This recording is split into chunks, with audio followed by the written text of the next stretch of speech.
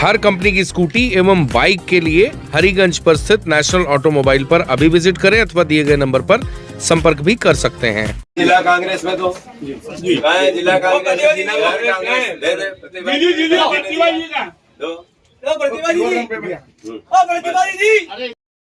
आपने देखा मध्य प्रदेश कांग्रेस के प्रदेश अध्यक्ष जीतू पटवारी जब खंडवा दौरे पर आए थे तो कांग्रेस नेता सुनील आर्य के ऑफिस जो कोतवाली थाने के सामने है वह पहुंचे थे। उन्होंने सुनील आर्य के कान में भी कुछ कहा जो चर्चा का विषय बन गया। 10,000 की गड्डी शहर कांग्रेस अध्यक्ष प्रतिभा रघुवंशी को भी भेंट की। दरअसल कोई भी पार्टी जब सत्ता में होती है तो उसका लाभ लेने के लिए आसपास ऐसे बहुत से लोग इकट्ठे हो जाते हैं जो पार्टी को डोनेट करने में पीछे नहीं हटते, सत्ता का सहारा लेकर अच्छा पैसा कमाते हैं। जब कोई पार्टी विपक्ष में होती है तो उसकी आर्थिक स्थिति खराब होती चली जाती है। मध्य प्रदेश कांग्रेस की बात करें तो एक समय ऐसा कहा जाता था कि कमलनाथ अपनी पॉकेट से पैसा देकर पार्टी को चलाया करते थे। कमलनाथ आर्थिक तौर पर बहुत मजबूत नेता हैं, व्यक्तिगत तौर पर उनके पास अच्छा खासा पैसा है और वो पार्टी में अच्छा खासा फंड देकर भोपाल के ऑफिस को पूरा मैनेज किया करते थे जब विपक्ष में थे। हालांकि कुछ समय के लिए कांग्रेस की सरकार भी आई। उस समय देखा गया जब खंडवा में प्रभारी मंत्री तुलसी सिलावट थे तो उस समय भाजपा के भी कई नेता सर्किट हाउस में चिट्ठी पत्र लेकर आया करते थे, क्योंकि बहुत से लोग ऐसे हैं जिन्हें पार्टी से मतलब नहीं होता। उन्हें मतलब होता है पार्टी की सत्ता है और सत्ता से उनको लाभ लेना है।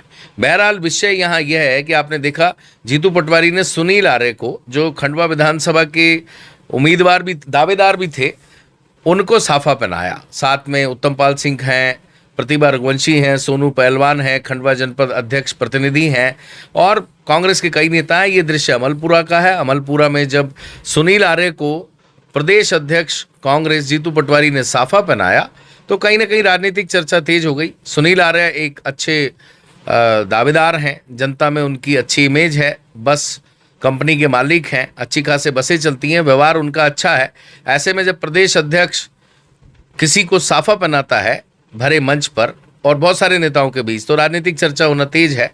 बहरहाल जब सुनील आर्य को साफा पहनाया तो एकदम कई लोगों के चेहरे पे थोड़ी टेंशन भी आ गई। स्वाभाविक है, खंडवा में कांग्रेस में विधानसभा लड़ने के लिए बहुत से दावेदार हैं। समय पर आप देखते हैं कि बहुत सारे दावेदार अचानक एकत्रित हो जाते हैं और जब कोई बाहर से बड़ा नेता आता है तो उस समय खासकर जब चुनाव में टिकट बंटने का समय होता है तो 50-50 दावेदारों के आवेदन भी पार्टी को मिलने लगते हैं। लेकिन जीतू पटवारी ने खंडवा के दौरे पर एक बात स्पष्ट कही थी कि इस बार पार्टी अलग मूड में है। जिन लोगों में अहंकार है उन लोगों को तो पहले से ही प्लान कर लेना चाहिए कि कांग्रेस पार्टी अब उनका साथ नहीं देने वाली। वो कांग्रेस पार्टी का साथ जरूर दें, अपना अहंकार छोड़ें और पार्टी के लिए काम करें। उन्होंने यह भी कहा कि इस बार विधानसभा, महापौर सभी हमको जीतना है। खंडवा कांग्रेस की सीट है, उसके बाद भी हम लगातार हार रहे हैं। इसका कारण है गुटबाजी छोड़ो, अहंकार छोड़ो, ये सब उन्होंने कहा था। और जब सुनील आर्य को साफा पहनाया गया तो मंच से नीचे जो कार्यकर्ता थे उन्होंने कहा कि एक अच्छे दावेदार को, अच्छे उम्मीदवार को, अच्छे दावेदार को पार्टी के प्रमुख ने साफा पहनाया है और लोग इसे इंडिकेशन मानने लगे कि शायद अगला विधानसभा चुनाव कांग्रेस से सुनील आर्य लड़ेंगे। हालांकि वो अरुण यादव के समर्थक माने जाते हैं, अरुण यादव के काफ़ी नज़दीकी हैं, लेकिन जब भी पार्टी लंबे समय तक सत्ता से दूर रहती है तो उस समय पार्टी ये जरूर प्लान करती है जीतने के लिए कि वो अच्छे कार्यकर्ता को ढूंढे और अच्छे कार्यकर्ता को चुनाव लड़ाए। ऐसे में बहुत से कार्यकर्ताओं ने कहा कि अगर जीतू पटवारी ने ये संदेश दिया है कि वो अच्छे कार्यकर्ताओं को साफा पहनाएंगे, अच्छे कार्यकर्ताओं के लिए भविष्य में प्लान करेंगे, इस तरह की चर्चाएं मार्केट में तेज हो चली हैं।